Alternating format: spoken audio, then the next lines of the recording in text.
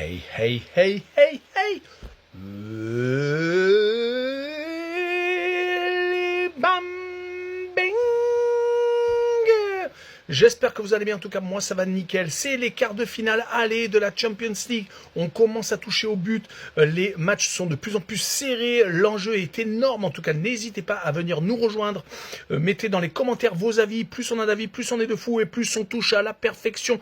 N'hésitez surtout pas à mettre vos critiques positives ou négatives, il y en a, et c'est magnifique pour faire avancer la chaîne. N'oubliez pas de partager, de mettre votre petit pouce et de vous abonner, on est de plus en plus nombreux, merci encore. Et on commence avec la première rencontre, le premier quart de finale, le 7 avril, avec le Real Madrid qui va recevoir le Bayern de Munich.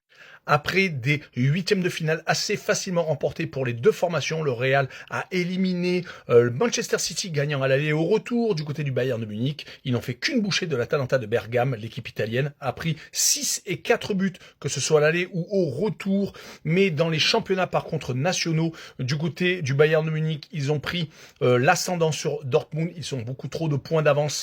Ça devrait être une formalité. Il faudra un miracle pour que Dortmund leur repasse devant. Du côté du Real, par contre, ils viennent de perdre contre Majorque. C'est quand même plusieurs défaites en Liga ces dernières semaines qui les ont fait donc perdre du terrain sur le FC Barcelone. Maintenant, les Catalans ont 7 points d'avance. Le Real avait pourtant eu une très belle période qui s'est donc terminée ce week-end, où ils avaient par exemple battu, comme je vous l'ai dit, Manchester City à l'aller et au retour. Ils avaient également battu l'Atlético de Madrid juste avant la trêve internationale. Ils avaient également battu Elche, marquant quand même beaucoup de buts.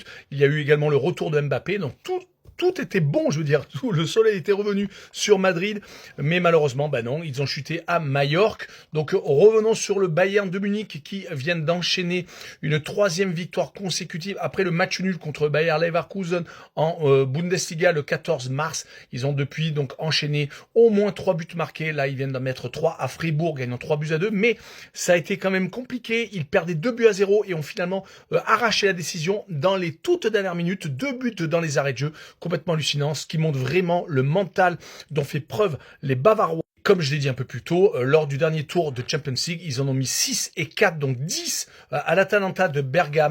Mon avis sur cette rencontre sera, je pense, un léger avantage pour le Bayern de Munich, avoir même 3 buts marqués, donc ça fait peut-être un peu plus qu'un léger avantage. Ils auront pour moi 2 buts d'avance au moins lors du match retour. Je vois un 3-1 à Santiago Bernabéu et je vois également le plus de 1,5 buts pour les Bavarois. Allez, on poursuit avec le Sporting du Portugal contre Arsenal. Théoriquement, Arsenal est largement favori. Rappelons qu'ils ont fini premier de la phase championnat de cette C1. Ils sont en tête de la Première Ligue, mais actuellement, c'est pour ça que je mets un petit bémol, les Gunners vont un peu moins bien. Ils viennent de se faire éliminer de la FA Cup par un club de Championship, donc de D2 anglaise, Southampton. Bon, certes, c'est un ancien pensionnaire de Première Ligue, mais quand même, ils ont surtout perdu la League Cup contre Manchester City, perdant 2-0 avec une deuxième mi-temps totalement loupée. Ils avaient pourtant enchaîné les très bons résultats, sortant le Bayer Leverkusen lors des huitièmes de finale, faisant quand même match nul au match aller, égalisant toute fin de rencontre et prenant l'avantage finalement par 2 buts d'écart lors du match retour. On rappellera qu'ils sont en tête, comme je vous l'ai dit, de la Première Ligue. Attention, car ils vont jouer contre une équipe portugaise qui est en pleine bourre, qui a réussi à sortir Bodo Glimt après une première manche totalement loupée en Norvège, perdant 3-0. Ils ont réussi à renverser totalement la situation, aller en prolongation et finalement gagnant 5-0. En tout cas, le Sporting est toujours en course pour un éventuel titre, même s'ils ont toujours un petit peu de retard sur le FC Porto. Là, ils viennent de gagner 4-2 ce week-end contre Santa Clara. Ils sont à 5 longueurs, mais ont un match en moins. Donc, ils peuvent revenir à 2 petits points seulement. Il n'y a juste qu'un seul match nul, je veux dire, entre les deux formations. On rappellera quand même qu'ils ont marqué 72 buts en 27 rencontres en championnat portugais, en Liga Sagres. Donc c'est vraiment une équipe qui marque beaucoup avec Luis Suarez en attaquant de pointe. L'ancien Marseillais a totalement réussi à s'épanouir au Portugal après avoir fait de même en Espagne, mais plutôt en 2e division espagnole. Mais bon, c'est une formation portugaise qui avait réussi à battre 2 clubs français, il faut le rappeler, Marseille 2-1 et le Paris Saint-Germain 2-1, même si sur l'ensemble de la rencontre, le Paris Saint-Germain dominait largement et aurait mérité largement une victoire. Donc sur ce match-là, je verrai un but partout, avec 2 équipes qui vont s'accrocher, avec un Sporting qui ne va pas lâcher, qui ne va pas vouloir arriver en Angleterre avec énormément de buts de retard plutôt, je verrai les deux équipes qui marquent. Allez, on poursuit avec le FC Barcelone contre l'Atlético de Madrid. Et là, ce sera le 8 avril avec une équipe du Barça qui continue à dominer de la tête et des épaules la Liga, qui vient même de s'imposer à l'Atlético de Madrid. Certes, ils ont profité d'un rouge juste avant la mi-temps, ce qui leur a permis donc de reprendre l'avantage en deuxième mi-temps, car ils étaient menés 1-0, un peu à l'image de la demi-finale de Coupe du Roi où l'Atlético de Madrid avait réussi à les sortir, gagnant 4-0 à l'aller et perdant 3-0 au Camp Nou, au match retour en tout cas. Le FC Barcelone reste sur 4 victoires consécutives, 7 buts marqués contre Newcastle, leur permettant de se qualifier pour ces quarts de finale en 8e. Donc ils avaient étrillé les Anglais, ils avaient fait quand même un but partout au match retour, au match aller plutôt, où ça avait été assez compliqué. Mais bon, depuis ce match nul contre Newcastle, donc 5-2 contre Séville, 7-2 contre Newcastle, 1-0 un peu durement contre le Rayo Vallecano, mais c'était juste avant la trêve internationale. Ils avaient peut-être la tête aux vacances, voire aux matchs amicaux pour les joueurs sélectionnés en équipe nationale. Et également donc cette victoire au forceps à l'Atlético de Madrid, mais qui fait du bien, qui leur permet donc d'avoir 7 points d'avance sur les Madrilènes en tête de la Liga. Ils sont encore dans beaucoup d'objectifs, même s'ils ont été sortis de la Coupe du Roi.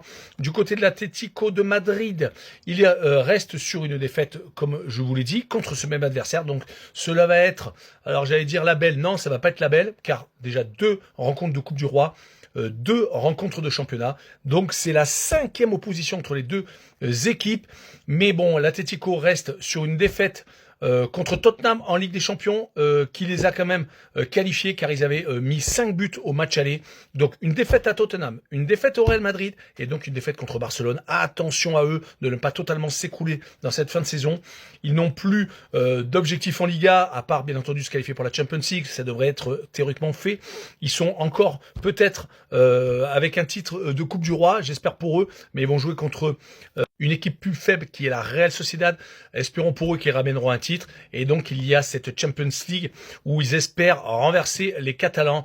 Sur ce match-là, je verrai quand même le FC Barcelone s'imposer 2-0 avec au moins 2 buts d'écart, un peu à l'image de la demi-finale de Coupe du Roi, donc retour. Et on finira avec la rencontre qui nous intéresse le plus, le Paris Saint-Germain contre Liverpool. Peut-être une revanche par rapport à la saison dernière où Liverpool s'était fait sortir par les Franciliens qui avaient après eu une voie royale, qui avait sorti dans la foulée Aston Villa, j'allais me tromper, Arsenal, et pour finalement battre l'Inter de Milan 5-0 en finale.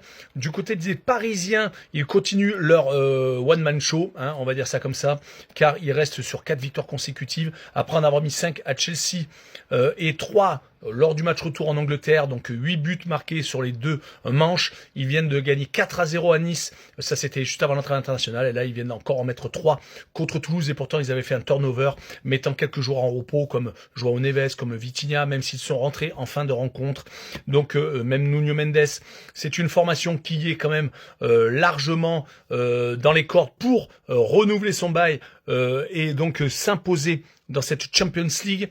Ils ont eu un petit peu du mal à une époque, mais bon là, cela va quand même beaucoup mieux. Du côté de Liverpool, ils viennent de se faire étriller en FA Cup, se faisant sortir par Manchester City. Rappelons qu'ils avaient été éliminés de la League Cup, donc c'est une formation qui n'a plus que la Première Ligue pour espérer se qualifier pour la Champions League, car ce n'est pas encore fait. Rappelons qu'ils sont 5e, mais juste derrière, Chelsea à 1 point et Brentford qui est à 3 unités. Il y a même Everton, leur club ennemi, l'ennemi juré, qui n'est pas si loin que ça. Sur les 5 dernières rencontres, toutes compétitions confondues, c'est complètement catastrophique.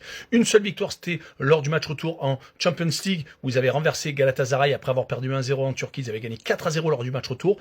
Un match nul contre Tottenham, une défaite contre Brighton, et donc cet énorme revers contre Manchester City.